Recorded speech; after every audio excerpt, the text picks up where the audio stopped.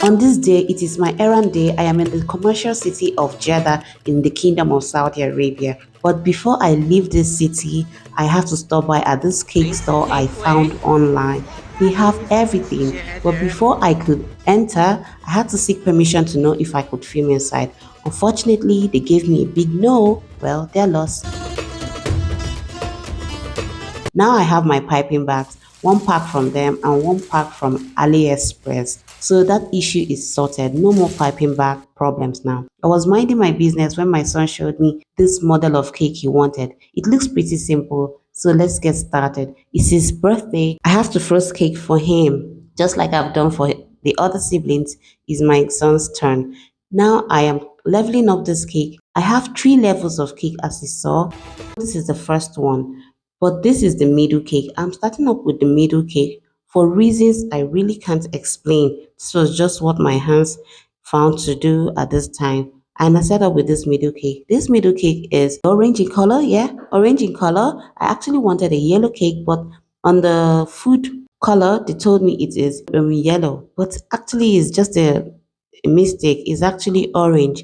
But that's a lemon cake. And now this is a chocolate cake. It is so moist. I mean, super moist. I actually felt it was too moist for my liking, but it actually melts in the mouth. These cakes taste so amazing. Guys, if you made it to this point, hit the subscribe button and know that you're watching episode 4 of my cake frosting journey. If you followed me from the beginning, you know I've really come a long way. This has been a journey so far. Right now, I'm doing the sugar wash as I did in the previous episode. This is to moisten up the cake further. This particular cake I'm moistening up is the vanilla cake. It tastes so good as well. Guys, my inner cake boss and my inner sweet impact is super proud of myself on the journey so far. I don't roast cakes all the time. Probably if I did, or if I do, I'll be super perfect. If there's anything like super perfect, that is what I'll be. This is just my one in a time opportunity to do this, but I'm doing what I can do.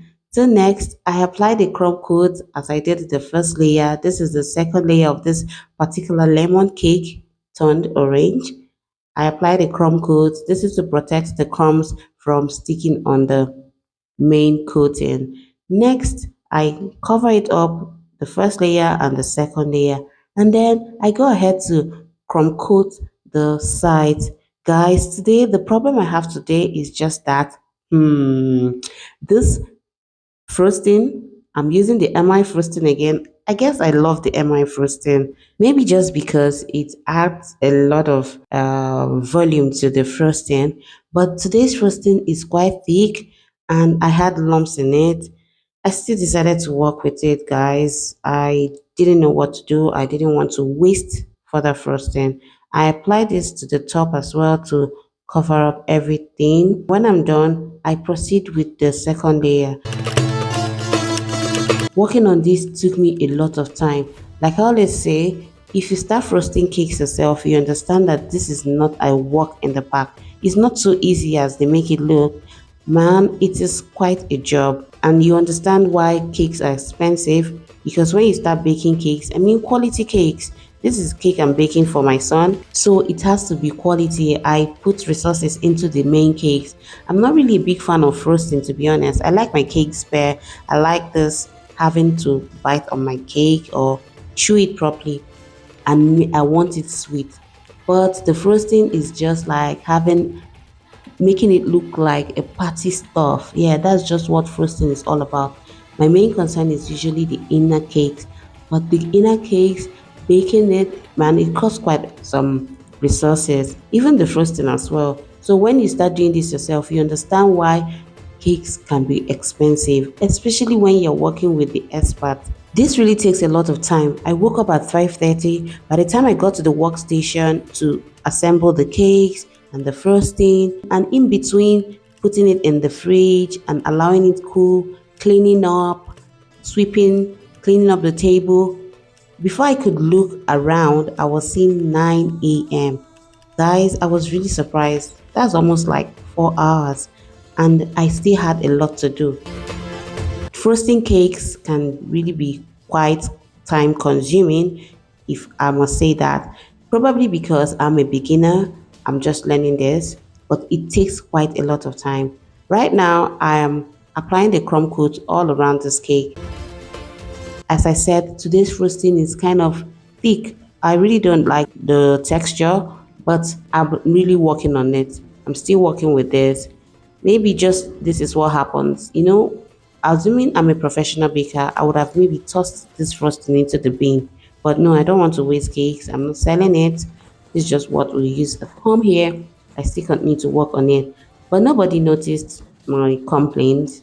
Everybody just enjoyed the cake. Now to this chocolate cake. I told you guys this cake is so moist.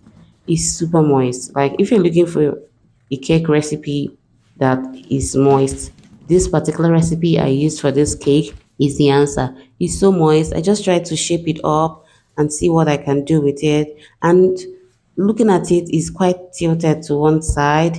I really don't know what to do at this point. On this day, I found out that I may be needing like an under cake, what would I call it? An under cake is just something like a paper or a cake board, a paper cake board.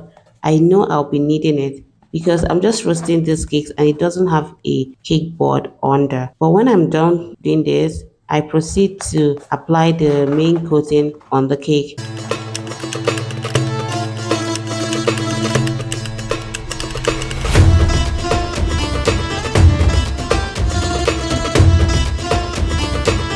Guys, you saw what he ordered. My son ordered a blue cake. So I'm just working with this blue frosting right now, applying it on this first layer to give it that blue look. And I try to smoothen it.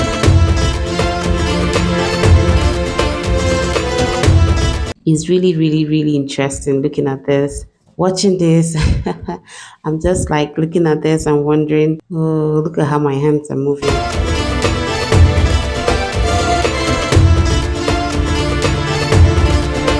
So this is what I have. Right now I have the bamboo skewer. I just took a bamboo skewer from my kitchen. That is what I'll use as what do cake bakers call this? Is that a drawell? What they call it? I don't really know. But I think I need to get a plastic one because when I watch Sweet Impact, I see him put in the plastic one and then he cuts it. So this is not so easy, and I think this one has some difficulty shaping it up because this is wood. I just add it so I can use it to hold the cake. Just look at how I dropped that cake as if I'm a pro.